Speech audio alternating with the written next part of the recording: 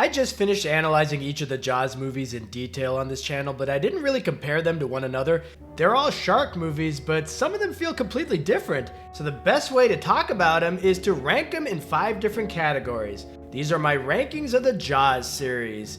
And let's start with the music, and in last place we got Jaws: The Revenge, and this is despite it having an incredible rendition of the main theme. But the rest of the music is very generic, uninspired, and cheesy. In third place we have Jaws 3, and while the main theme of this movie is pretty forgettable and actually kind of different from John Williams' original score, Jaws 3 has its own very specific theme that plays throughout the movie.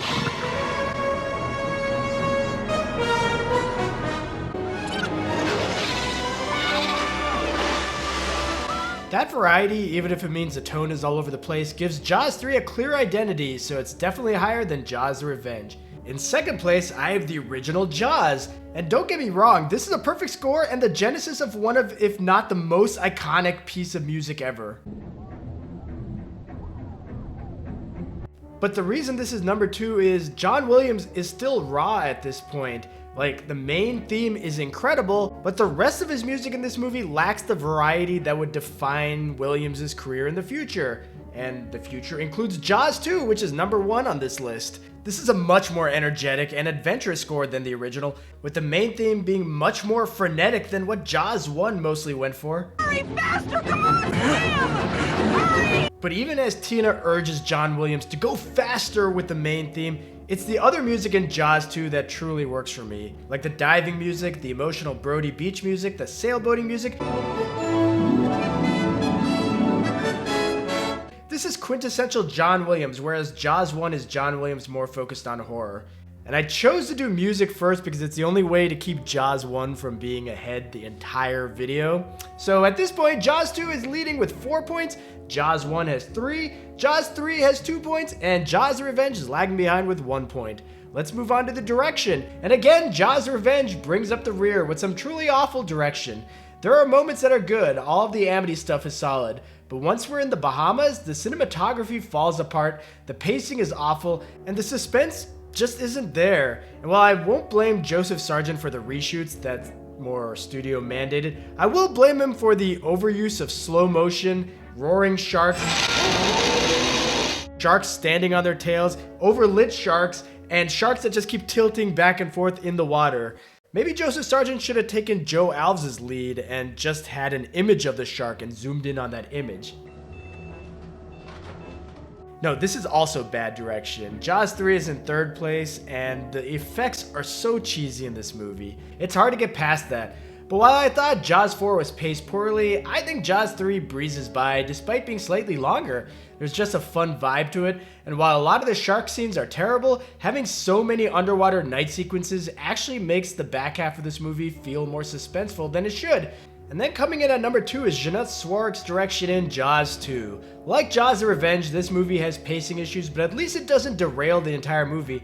And Jaws 2 has some very suspenseful, creative, and elaborate set pieces. And getting a great performance out of Roy Scheider despite him hating you is a directorial achievement, or Roy Scheider is just amazing. The problem here is there's no real visual identity to Jaws 2, and Jeanette Swark is not Steven Spielberg. But Steven Spielberg is Steven Spielberg, and Jaws is number 1. I should be able to just leave it at that, but since I'm taking the time to do this rankings video, might as well pay respects. His handle on suspense, crafting set pieces, pacing, camera angles, and just the structure of the movie itself, it's a thing to behold. So now we have a tie. Jaws 2 and the original Jaws both have 7 points. Jaws 3 has 4 points, and Jaws: The Revenge is going to be out for revenge soon because it only has 2 points. Since I don't want a roaring shark to come get revenge against me, let's go to a category that I know that Jaws 4 can't lose, the characters. And shockingly, Jaws 2 comes in last place with the characters. Are you serious? Despite it having arguably my favorite performance in the series with Roy Scheider's second go-around as Chief Brody. But while his PTSD storyline is impactful, almost every other character is forgettable. The teens outside of maybe 2 or 3 of them feel interchangeable, and the other characters are too one-note. Maybe the weight of carrying the movie is why Roy Scheider turned down the chance to play Brody for a 3rd time in Jaws 3D. And Jaws 3 comes in 3rd place. It's its 3rd place finish in a row. This movie's in 3D. That's a lot of 3s. It took me 3 takes to get through this, but the characters are very shallow in Jaws 3. I mean, almost like they're swimming in 3 feet of water at 3 in the morning. But despite there being no depth here, the actors all seem to be having a blast in this movie. They exude charisma, and there are several characters that stand out as memorable for me. They may be all sorts of cheesy, but they are part of why I can enjoy this movie whenever I watch it. And the characters are really the only thing to enjoy in Jaws the Revenge. They are good, sometimes great. The plot and pacing around these poor souls may be garbage, but these are all good performances. They're like real characters, which gives Jaws the Revenge a level of sophistication that its preposterous story doesn't deserve. But of course, number 1 is Jaws. And I could spend time talking about the well-drawn side characters like Mayor Vaughn or Ellen Brody, but really, I just need to say this movie has Brody, Quint, and Hooper, 3 of the most iconic characters all in one movie, and they are the only characters on screen for the last half of the movie.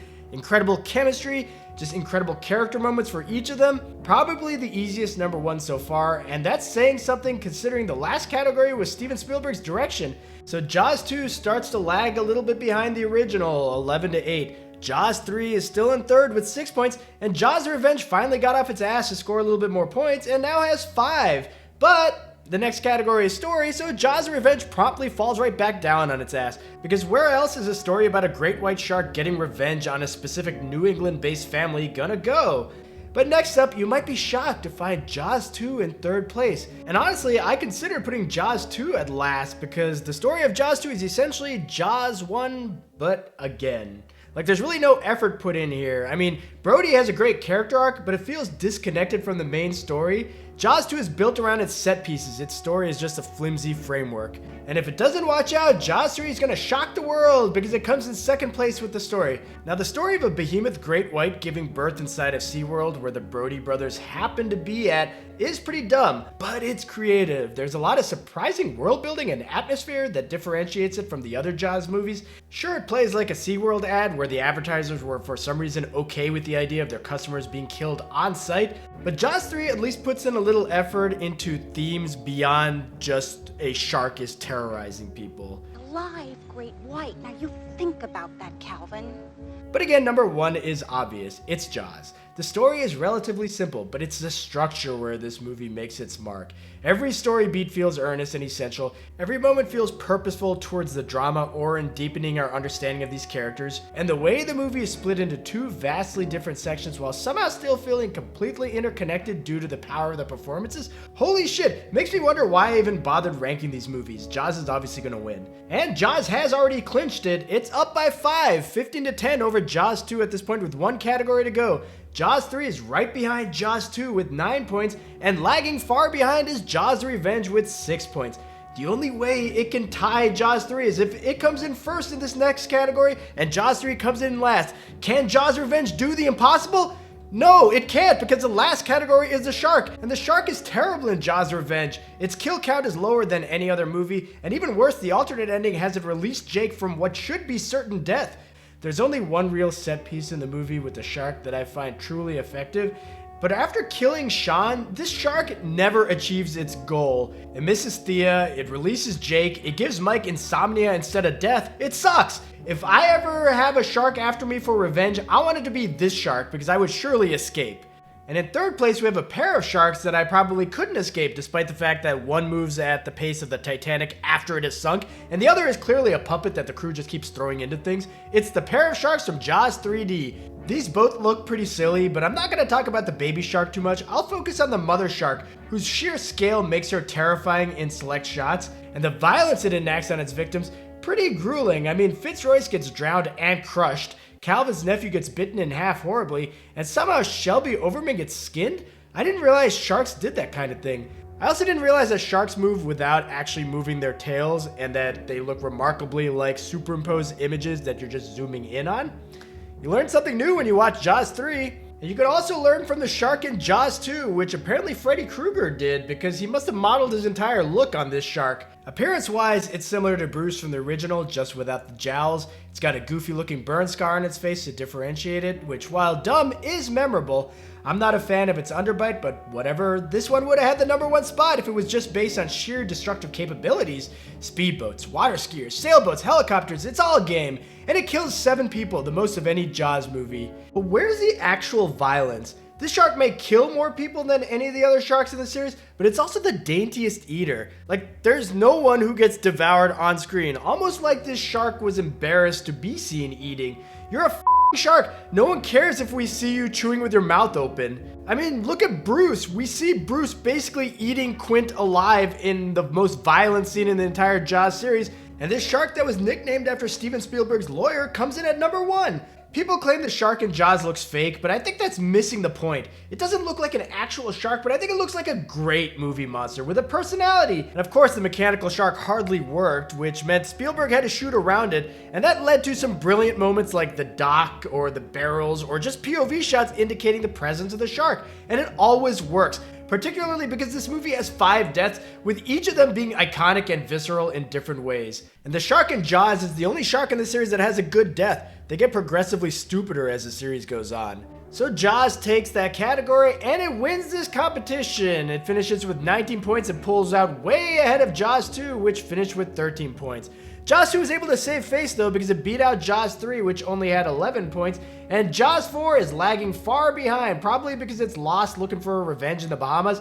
It finished with 7 points. So thanks for watching, and please like and subscribe. And if you got this far into this video, I'm assuming you enjoyed what you were watching to some extent. So check out my channel. I have individual videos on each of the Jaws movies, on the Indiana Jones series, where I go into a lot more depth on the movies themselves. So check them out.